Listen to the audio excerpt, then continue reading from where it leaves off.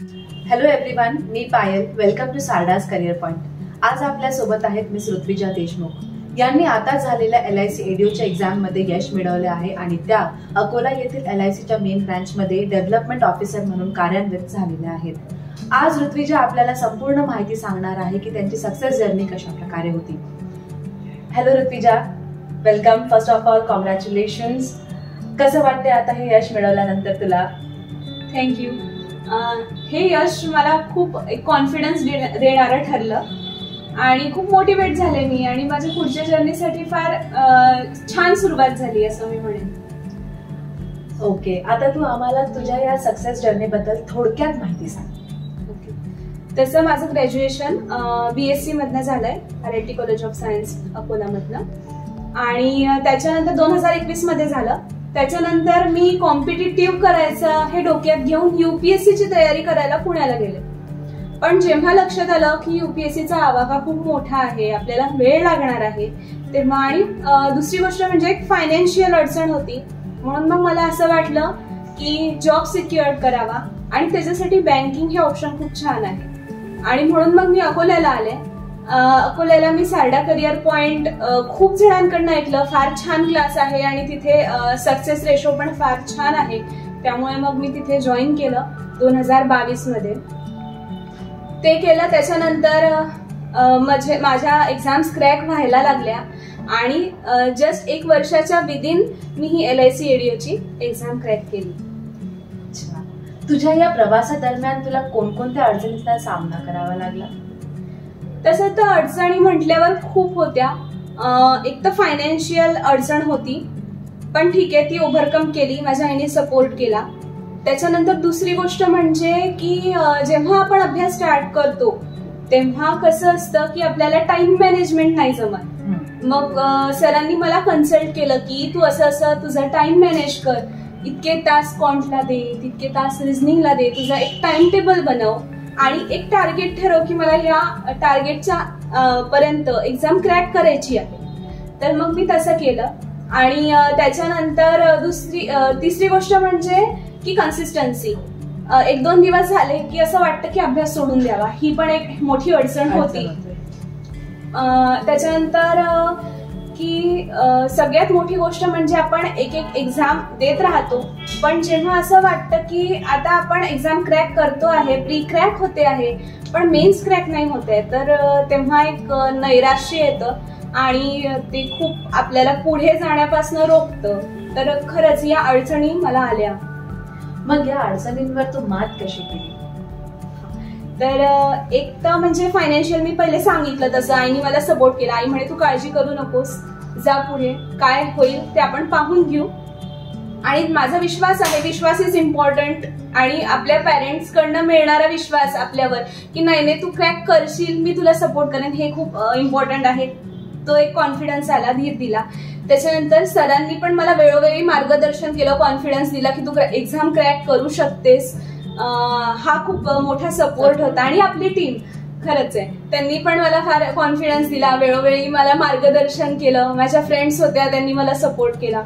आणि तिसरी गोष्ट म्हणजे आपली कन्सिस्टन्सी मी ठेवली. जरी मला असं वाटलं की 2 दिवसानंतर फार होतंय, म्हणजे 6 तास अभ्यास करणं, 8 तास अभ्यास करणं कठीण जातंय, तरी पण मी ती कन्सिस्टन्सी नाही सोडली की नाही मला काहीतरी अचीव्ह करायचं आहे आयुष्यामध्ये याच्यासाठी. कारण एक अख्खं वर्ष देतो आपण कॉम्पिटिटिव्ह एक्झामला, आणि आपल्या आयुष्यातलं एक अख्खं वर्ष म्हणजे आपल्यासाठी फार मोठी गोष्ट असते, आणि ते वर्ष वाया घालवणं हे मला पटत नव्हतं. त्यामुळे मग मी स्वतःला मनातनं तयार केलं की नाही बाबा, चला आपल्याला करायचंच आहे, याच वर्षी क्रॅक करायचंच आहे हे. आणि टाइम मॅनेजमेंट सरांनी मला सांगितलं की जसं मी आधी मेन्शन केलं तसं की सरांनी मला सांगितलं की कसं कसं आपल्याला कुठे कुठे आपले लूप होल्स येत आहेत. म्हणजे जेव्हा आपण एखादी मॉक देतो त्याच्यामध्ये आपल्याला जाणवतं की आपलं स्पीड कमी पडते, मग त्याच्यासाठी काय करावं लागेल, किंवा हा टॉपिक मला नाही येते त्याच्यावर वर्क कसं करावं, हे सरांनी मला मार्गदर्शन केलं. सारडा करिअर पॉइंट बद्दल तुझे अनुभव तू कसे व्यक्त करणार? तर या सारडा करिअर विषयी सांगायचं म्हटलं तर एक तर मी खूप जणांकडनं ऐकलं होतं, त्यामुळे मी म्हणजे दुसरीकडे गेलेच नाही, हाच क्लास लावला. त्याच्यानंतर मला 1 वर्षात एक्झाम क्रॅक करायची होती, त्यामुळे मला सगळ्या सरांनी फार वेळोवेळी मार्गदर्शन केलं, सगळ्यांनी छान सपोर्ट केला.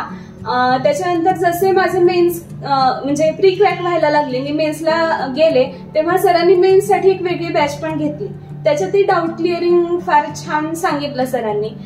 नंतर जसा मेन्स क्रॅक झाली त्याच्यानंतर इंटरव्ह्यूसाठी पण म्हणजे बघा, मी आता जळगाव जनता सहकारी बँकेची एक्झाम क्रॅक केली होती, त्याच्यातही माझा इंटरव्ह्यू होता. तर सरांनी पर्सनली लक्ष घातलं, सरांनी 3-4 वेळा माझा इंटरव्ह्यू कसा द्यायचा याच्यापासून सुरुवात होती माझी, मला काही माहित नव्हतं, तर त्यांनी ते मार्गदर्शन केलं मला. इंटरव्ह्यू कसा द्यायचा, आपण कसं बसलो पाहिजे वगैरे, हे सगळं खूप मायन्यूट गोष्टी सांगितल्या सरांनी. आणि त्याच्यानंतर LIC ADOची पण एक्झाम मी मेन्स क्रॅक केली. त्याच्यानंतर मग त्याचाही जो इंटरव्ह्यू झाला त्याच्यातही पॅनल्स वेळोवेळी सरांनी अरेंज केले. एक 5-6 वेळा छान एक प्रॉपर असा मॉक इंटरव्ह्यू घेतला, मग त्याचाही फायदा फार छान झाला. बँकिंग आणि इतर कॉम्पिटेटिव्ह क्षेत्रात जे मुलं प्रिपरेशन्स करतात त्यांना तू काय सांगू इच्छिते? एक म्हणजे की कन्सिस्टन्सी ठेवा कायम, कारण कन्सिस्टन्सीच आपल्याला पुढे नेणार आहे. जशी आपल्याला ससा कासवाची गोष्ट माहितीये की कासवाने कन्सिस्टन्सी ठेवली, सस्याने काय हुशार होता तो, जात होता पुढे पण थांबून गेला. तर मग तसं नाही करायचं, आपल्याला कन्सिस्टन्सी मॅटर करणार आहे. याच्यात हुशारी तर ठीकच आहे, पण कन्सिस्टन्सी मॅटर करणार आहे. त्याच्यानंतर आपलं हार्डवर्क, की आपल्याला काही डाऊट्स आले नाही तर पुढे नाही चाललं जायचं, ते डाऊट सॉल्व्ह करून घ्यायचे, तर ते एक मॅटर करतं. मॉक्स वेळोवेळी, मॉक्सचं अनालिसिस. त्याच्यानंतर मी लायब्ररी लावली होती, इथे सरांकडे लायब्ररी आहे, ती लावली होती. तर तिथे पण मी खूप वेळ माझा द्यायची, म्हणजे अगदी सकाळी 9 वाजेपासून यायचे आणि संध्याकाळी 7-8 वाजेपर्यंत, कधी कधी 9 वाजेपर्यंत बसलेले आहे.